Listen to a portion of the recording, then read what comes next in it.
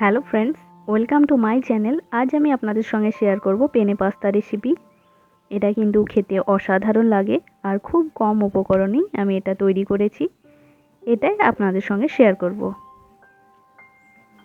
এখানে আমি নিয়ে নিয়েছি পেনে পাস্তা। আপনারা যে কোনো ধরনের পাস্তাও নিতে পারেন। এবার গ্যাসে একটা কড়াই বসিয়ে এর মধ্যে জল দিয়ে দিলাম 1 চামচ সাদা তেল আর দিয়ে দিচ্ছি সামান্য লবণ। তেল আর লবণটা দিলে কিন্তু পাস্তাটা খুব ঝরঝরে হয়। জলটা একটু গরম হয়ে যাওয়ার পর পাস্তাটা দিয়ে দিলাম। এবার খুব ভালো করে সেদ্ধ করে নেব।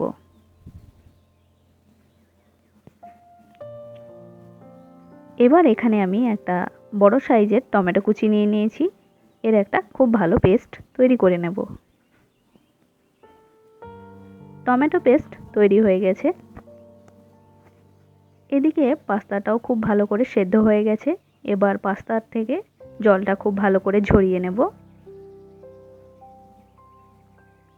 দেখুন পাস্তা খুব ভালো করে সেদ্ধ হয়ে গেছে। এবার একটা পাত্রের মধ্যে পাস্তা আমি নিয়ে নিয়েছি। এর উপরে আমি ঠান্ডা জল দিয়ে দেব যাতে পাস্তাটা একে অপরের সঙ্গে একদম লেগে না যায়। জল দিয়ে দিলাম। এবার গ্যাসে অন্য একটা কড়াই বসিয়ে দিয়েছি। এর মধ্যে দিয়ে দিলাম সাদা তেল।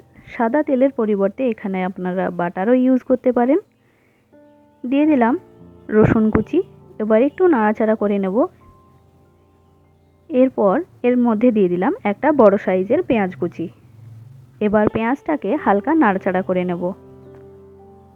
পেঁয়াজটা খুব বেশি ভাজার দরকার নেই। দিয়ে দিলাম কাঁচা লঙ্কা কুচি।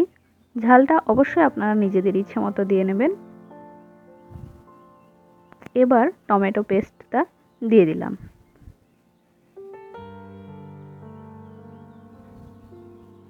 এর মধ্যে দিয়ে দিচ্ছি স্বাদ মতো লবণ। দিয়ে দিলাম 1 চামচ চিনি আর সামান্য একটু হলুদ গুঁড়ো। এবার মশলাটা 1 থেকে 1.5 মিনিট মতো আমি কষিয়ে নেব।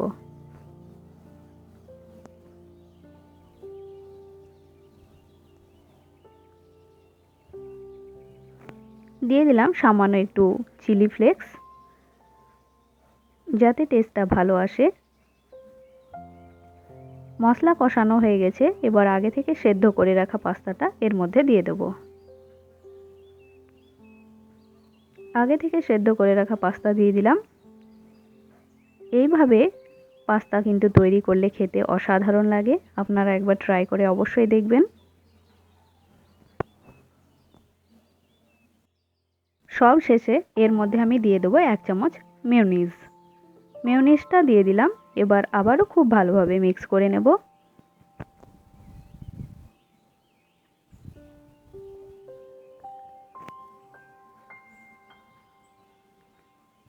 মিক্স করে নেওয়া হয়ে গেছে। এবার একটা প্লেটের মধ্যে এটাকে ঢেলে নেব। তৈরি হয়ে গেছে আমাদের পেনে পাস্তা। এর স্বাদ কিন্তু অসাধারণ হয়। উপর থেকে আমি টমেটো কেচাপ ছড়িয়ে দিয়েছি। আমার আজকের ভিডিওটি যদি আপনাদের ভালো লাগে তাহলে অবশ্যই একটি লাইক করবেন, শেয়ার করবেন এবং আমার চ্যানেলটি সাবস্ক্রাইব করবেন। ভালো থাকবেন, সুস্থ থাকবেন। ধন্যবাদ।